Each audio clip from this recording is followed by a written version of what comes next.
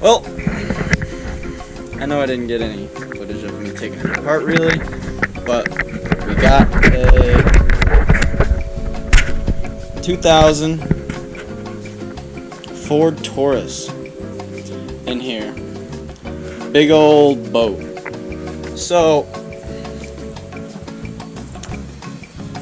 my girlfriend's friend, unfortunately, has experienced a little bit of white smoke coming out of the tailpipe. And after my diagnosis, it's a head gasket. This is some of the stuff. Cylinder head, push rods, and there is the engine.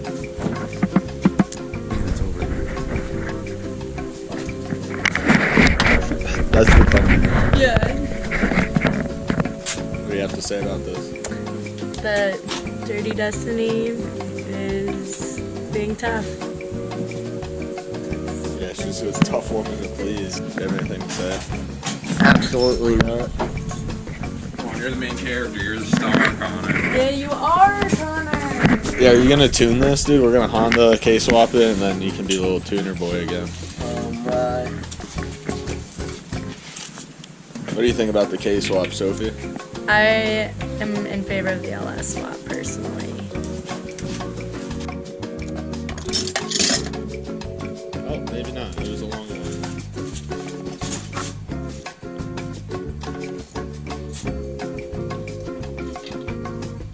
It probably feels so nice to work with short hair.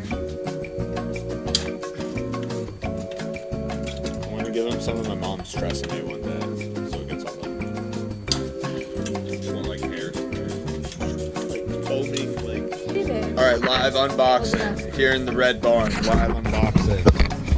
Goopy chocolate milkshake. It's more like a vanilla milkshake, though. It's like mocha. What is all that? That's a coffee. That's an espresso milkshake. Taste the forbidden latte. What is this? It's the valve cover. Sorry about your engine, Anna. Forgot about that. You have fucking espresso milkshake in it. Relax. It's for views. You can't dude. swear. You can't No one's swear. gonna watch this. You need to bleep all the swear words out. You're just making the editor's job harder. No one's watching.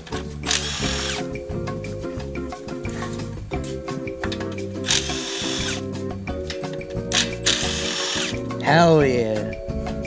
It's the front bank. And there's the rear bank. So we got everything apart. Got the heads off. What's nice about this engine, it's a single cam push rod engine, so it's very easy to work on. I'm gonna mess with the timing when you take the heads off, which is awesome. But the head gasket was failing right here, letting coolant into cylinder 6. So that's what was going on. Basically, I got everything apart right now. The next step, what I'm gonna have to do is get some 100 grit sandpaper and either some glass or plexiglass to lay it flat on something. And what I'm gonna do is I'm gonna use some spray adhesive to stick the sandpaper to that plexiglass or glass so that I can resurface the cylinder heads. Because she's trying to stay on a budget, and that's the best way to do it at home without taking it to a machine shop. Because, you know, the engine overheated also because there was no coolant in the car. She ran the car with no coolant. She didn't know there was no coolant in the car. So these heads might be a little warped. Took a feeler gauge, which is 0.005 inches or 0.127 millimeters, which is you don't want it to be, which is like the max, or 0.003 is like the max that you want clearance when you put a straight edge on it, and the .005 in some spots slid right through. So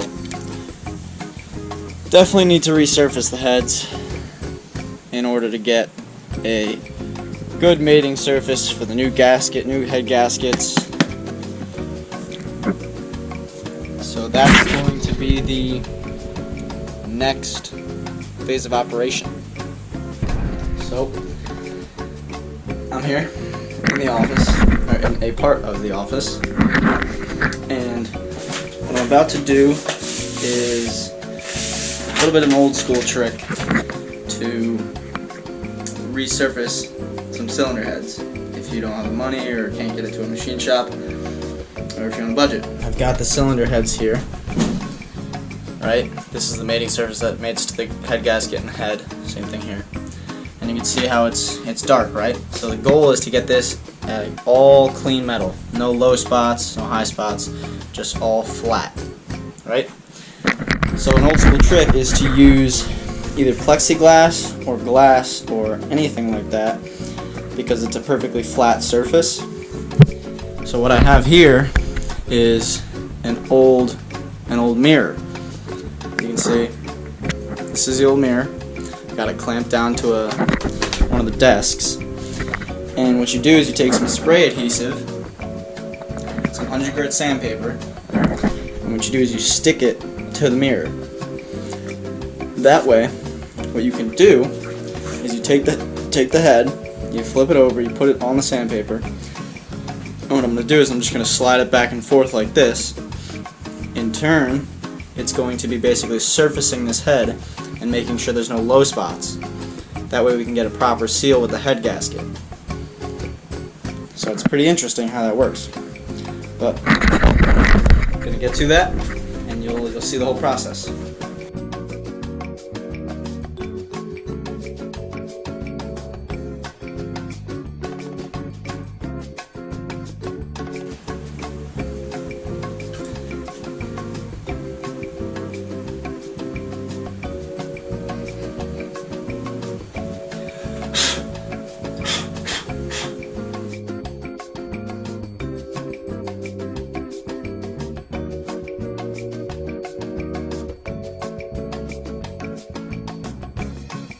So you can see what's happening here is the sandpaper is leveling off the surface.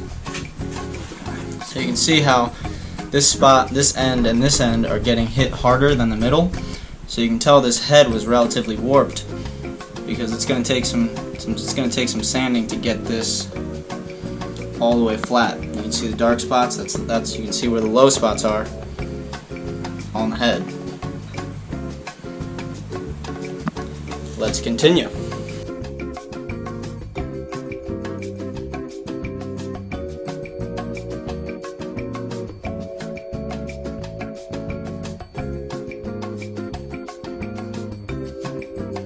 Finish surfacing the heads. So they came out looking like this.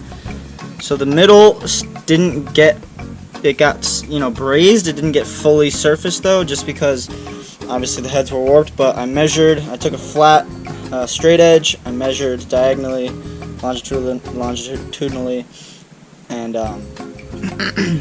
the feeler gauge that I have, .003, is the maximum clearance that these heads can have, and the .003 could not fit underneath the straight edge here, and it couldn't fit it through anywhere.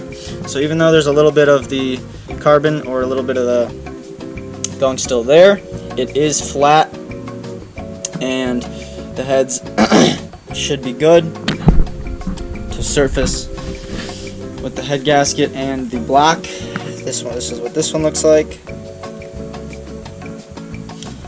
So it's in clearance, even though it's not perfectly smooth, but the surface is in clearance with what it needs to be. I'm going to take a Scotch-Brite pad. I'm going to clean the block up a little bit more. I already did it, but I'm just going to do it a little bit more.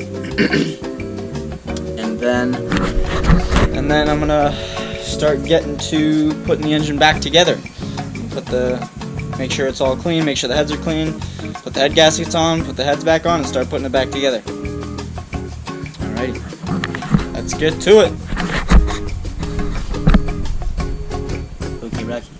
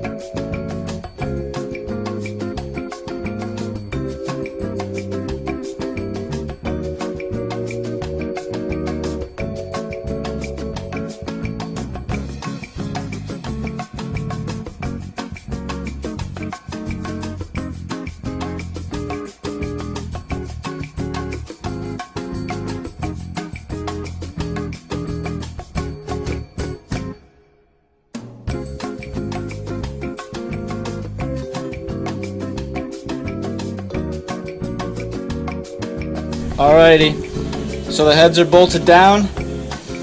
All bolts are tightened in sequence to torque spec. It's like 36 foot-pounds in sequence. Then loosen each bolt one full turn. Then tighten to 26 foot-pounds in sequence. And then 90 degrees in sequence. And then 90 degrees in sequence again. So that's done on all the bolts on both heads. I marked the bolts. They're torque marks. Where the bolts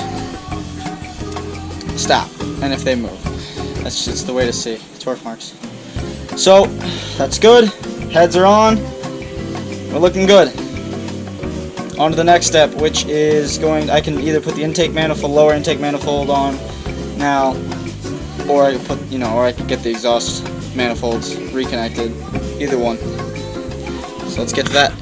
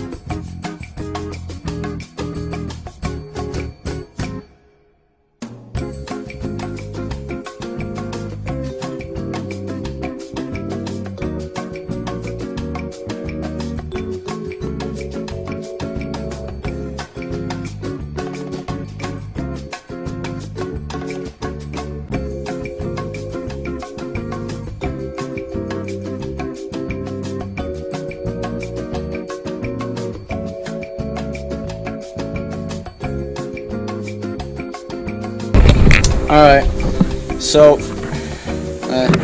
good friend Kai here has helped me very diligently and successfully get the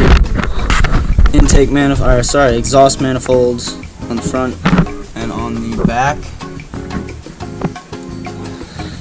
connected back to the heads.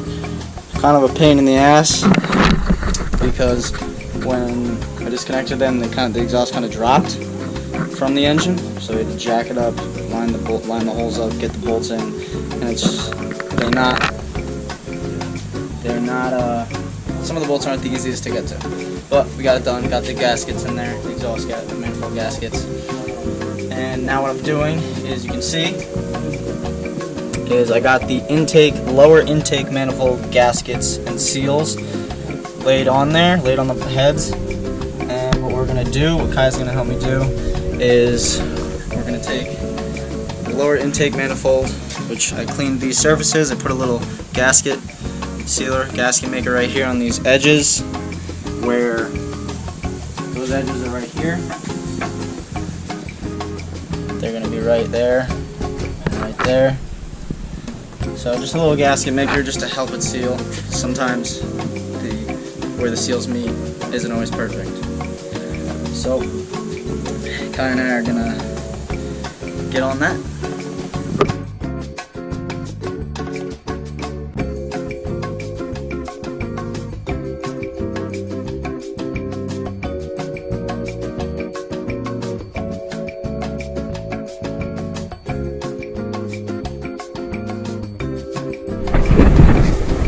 So what I'm doing here, we just got the lower intake manifold on.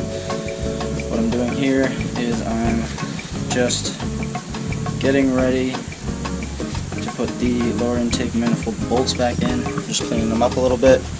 They're a T50. They're a Taurus 50. And they get torqued to 30 foot-pounds.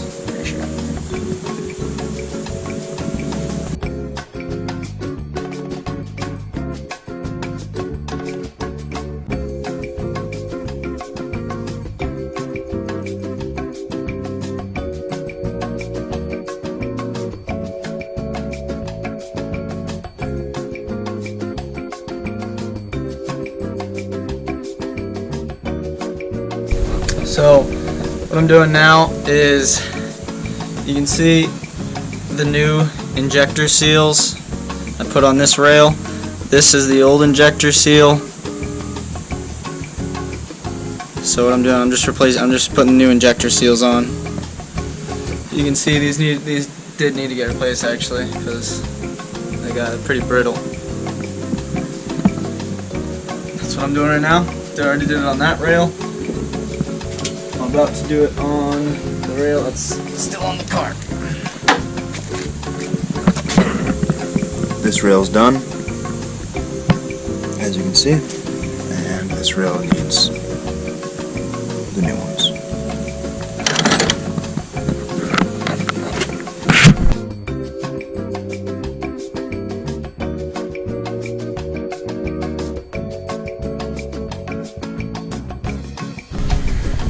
All set. Now what I'm going to do is just make sure, just put a couple things back over here, plug some things in, and then I'm going to put the injectors and the fuel rails back in. Could you have an oil filter for a 2000 Ford Taurus 3.0?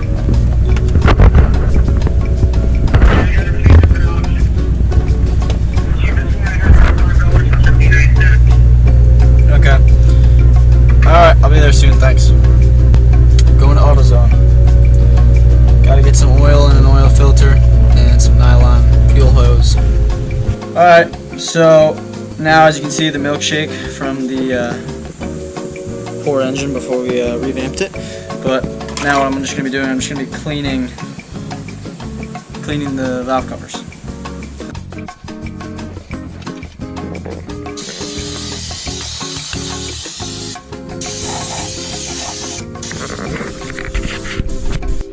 Well, I just put the back valve cover gasket on.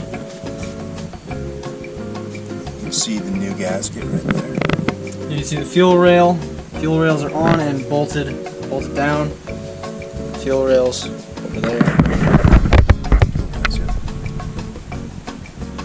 And here's the front valve cover gasket with valve cover with the new gasket in it. And what I'm going to do is I'm going to take some black silicone gasket maker, RTV, and I'm going to put it right there where the lower intake manifold and the head meet with the intake gasket. And I'm going to put some black RTV right there. You see there's a little pad right there that they kind of tried to accommodate for that little gap where I put the RTV, the seam, but you know, just to be safe, little RTV, just to be safe, because we don't want any leaks. We don't want no leaks. We had a problem, unfortunately. When I was taking the thermostat housing off, the top right bolt snapped.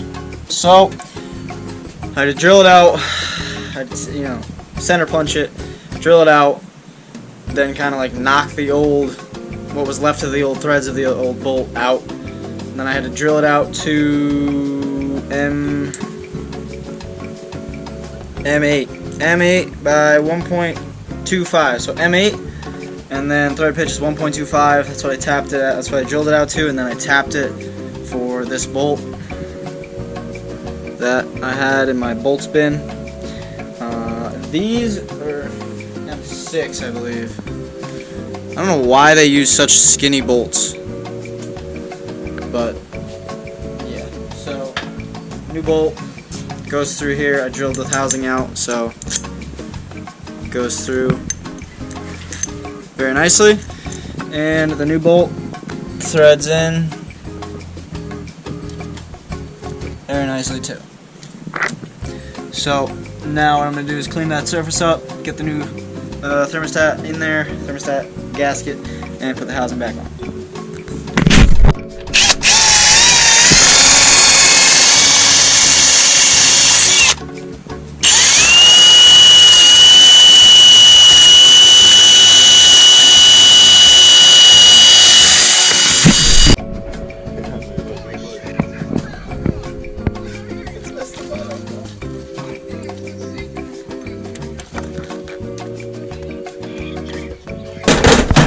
What are those? What the hell are those? Those are some Vans winter shoes. Those aren't no Vans. Those ain't no Vans. It's Converse. That's what I meant. Got some clown shoes on, mate. What brand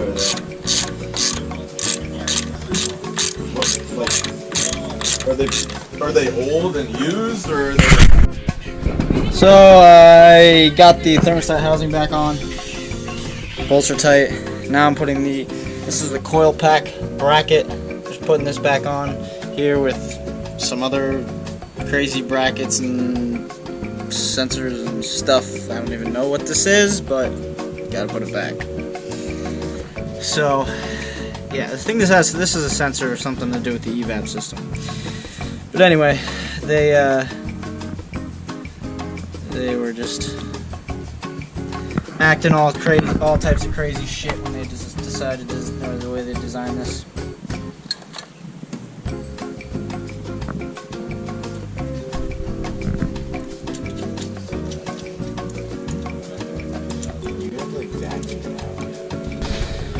So these brackets are back on.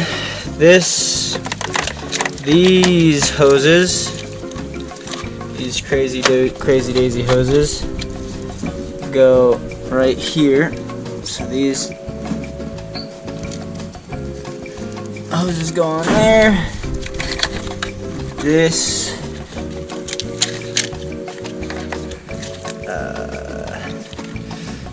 plugs into that sensor. Plugs into that sensor.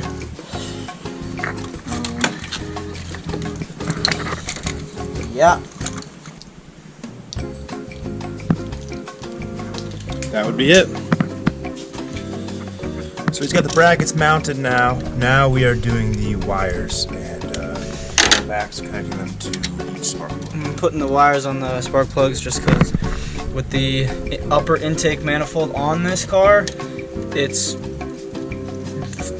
a real pain in the ass to get the plugs off or on. The plugs on the back bank. Back here. Nice.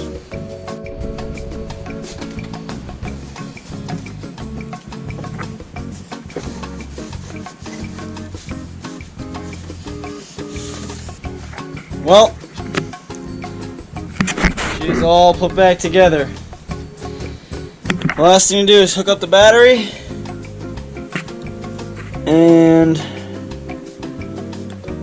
fill it up with coolant and go ahead and start it. I gotta bleed the power steering system because I emptied out the power steering pump, so I gotta jack it up, run the wheel back and forth and whatnot, and run the air out of the pump.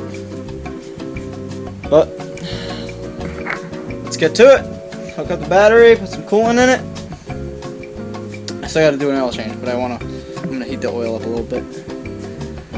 Let's get to it. Let's try it. Alrighty, so it's all back together, and it's going to time to start it now. Time to start it.